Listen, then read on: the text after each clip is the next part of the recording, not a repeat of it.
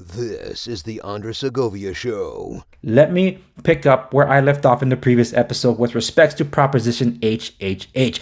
First off, what is it? Proposition HHH was basically this program that was proposed for Angelenos to vote on, and over 70% said, yes, let's fund this thing so we can house our homeless. The intention was to create supportive housing in about 10,000 housing that will be available for our homeless and at risk of homelessness. That was the intent. The devil was in the details. Not exactly true. It's more like 7,000, but whatever. In the previous episode, the Los Angeles homelessness crisis, it talks about that because it asks, where are we with the program? As of December 2019, for 3.5 years, give or take 3 years, since the passage of Proposition HHH, Los Angeles had a total of 0 available units through that Proposition HHH. And Mayor King Garcetti, his intent was, with this program, to have 10,000 units built in 10 years. I don't know what it is about this arbitrary 10 years. Forget those goals, okay? Let's get down and audit what is happening right now. As of December 2019, there were a total of 0 prepared for occupancy units, according to the Proposition HHH program, which from the lamayor.org website, I think it's the .org, the intention was for the city of Los Angeles to aggressively pursue the development of supportive housing for homeless individuals and those that experience homelessness throughout the city.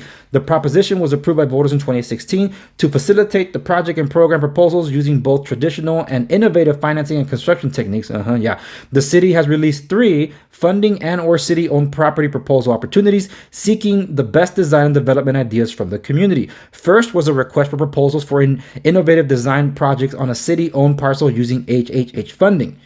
Second was the regular 2018 and 2019 round 3 HHH call for projects. In other words, developers come over and see what we can do. And lastly was the HHH Housing Innovative Challenge request for proposals. In other words, hey, how many of you would like to contribute to a good goal and be rewarded for that? That was basically it. Now, there's other stuff in here, and I'm basically cycling through this, but that was the intent.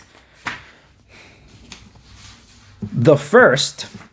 I told you, I got a bunch of stuff here. Some of this is deemed digital because I couldn't print them all out. It took 3 years of blown deadlines, but LA opens its first homelessness housing project. Los Angeles Times article dated January 7th, 2020. This was a wooden frame rising at 88th and Vermont. And that wooden frame for 3 years was like, one day homeless will be able to live here. One day, someday. And it took 3 years. Bureaucratic nonsense. LA says, we got the money. Let's go ahead. Let's incentivize these developers. Come on over, bid for these projects. We're paying for these projects. Get it done. They say, yes, great. So then they go to the other department within the city to say, here are the plans that the city wanted so we can get these developments for our homeless going. Okay, great. So the city, Los Angeles, looks at it and says, no, this is not good enough. Go back to the drawing board. I'm sorry, what? Where do you think all that happened? Initially, when these projects were getting off the ground, they were bidded around. This is ridiculous, by the way. I would say on average, $300,000 per unit built. We're talking about apartment units, folks. Apartment units. I come from the world of residential construction. I know how much you can do with $300,000. This is ridiculous. Per unit. When this Koreatown project was done, well, this one's in Koreatown. This is 80th in Vermont. The Koreatown project is a different one. What was it? The development is the first to open of about 20 projects under construction. So this one was not the Koreatown one. The Koreatown one went when all was said and done, because by then there were about 3 developments after January 7th, 3 developments that had opened up. But get this. What was originally estimated to be $300,000 per apartment unit ballooned to $550,000 per unit. Same building, but the bureaucratic process slowed everything down. Now, the Koreatown one is a great point. I think it's in here in this article, but again, I'm using my phone. I don't want to get all into it. $700,000 per unit. This is utter nonsense. why do we need to spend absolutely so much to construct these things?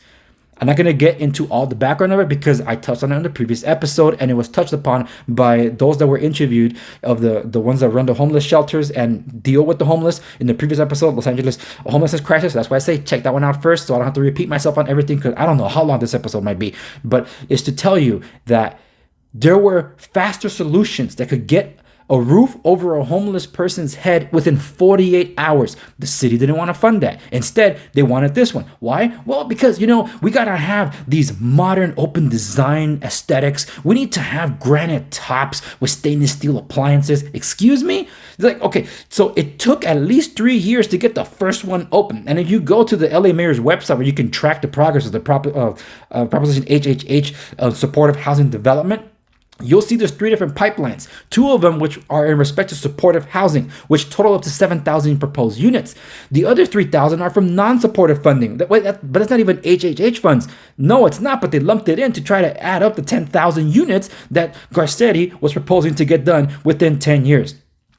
The fact that everything was moving so slow, the LA controller had to do an audit of the Proposition HHH stuff. And this comes from The Real Deal, dated September 10th, 2020. September 10th, 2020, folks. The Los Angeles $1.2 billion bond that was meant to tackle homelessness has done very little to address the growing problems.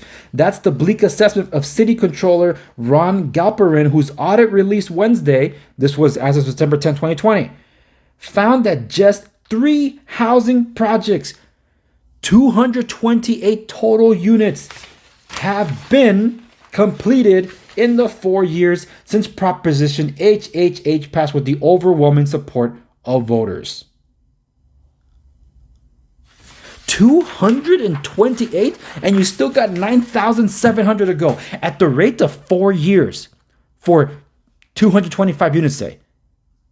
How long is that going to take? An utter ridiculous amount of time. Thank you so much for watching the latest episode of the program. Hit that like button down there. Don't forget to subscribe if you haven't done so already. And if you please would, share this with somebody you know that will benefit from the content of this channel. See you in the next one.